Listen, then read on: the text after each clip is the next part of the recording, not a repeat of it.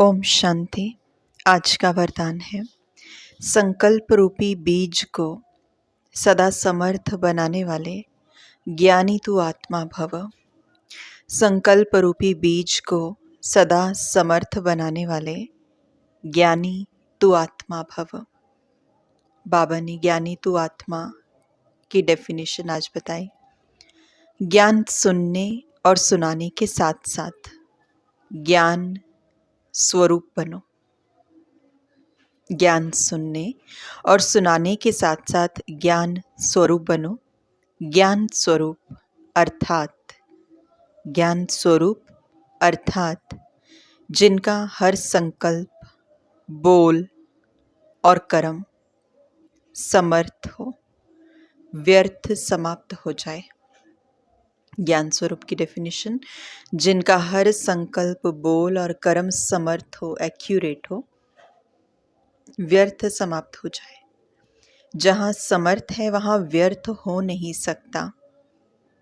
जैसे प्रकाश और अंधेरा साथ साथ नहीं होता, तो ज्ञान प्रकाश है, व्यर्थ अंधकार है। तो ज्ञान प्रकाश है, व्यर्थ अंधकार है। इसलिए ज्ञानी तो आत्मा माना हर संकल्प रूपी बीज समर्थ हो। जिनके संकल्प समर्थ हैं उनकी वाणी, कर्म, संबंध सहज ही समर्थ हो जाता है।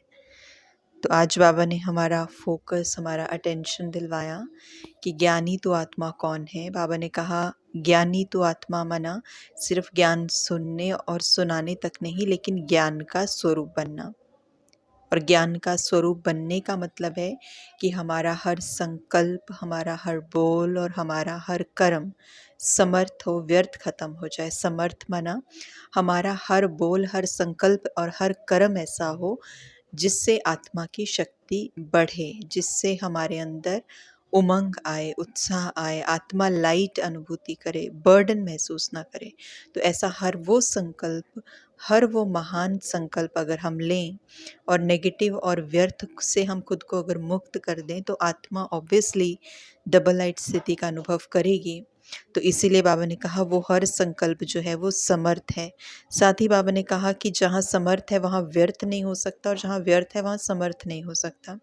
मतलब कि हमारे मन की स्थिति एक ही हो सकती है, या तो हम अवेयर हैं, या तो हम देहभान में हैं, या हम जिसे कहेंगे कि आत्मिक स्थिति में हैं, हम अवेयर हैं, या हम डार्कनेस में हैं, या हम अंधेरे में हैं, है ना।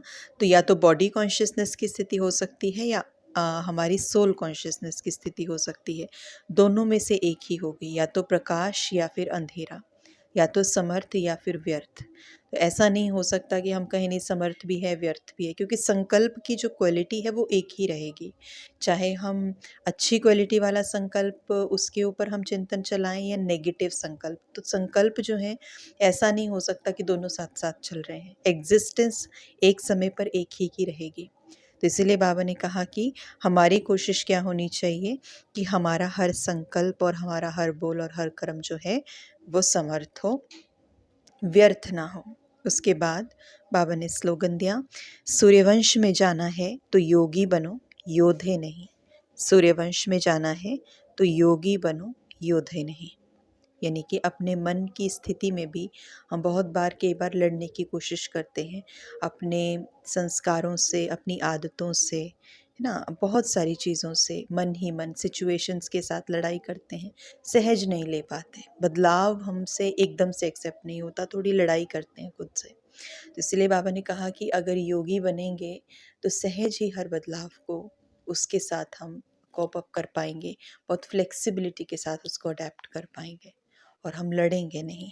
तो इसलिए ये बहुत बड़ी विशेषता है सूर्यवंशी घराने में जाने की, कि अगर हम योगी बन जाते हैं तो हम युद्ध से मुक्त हो जाएंगे। और इसीलिए बाबा ने कहा योगी बनो, योद्धे नहीं। ओम शांति।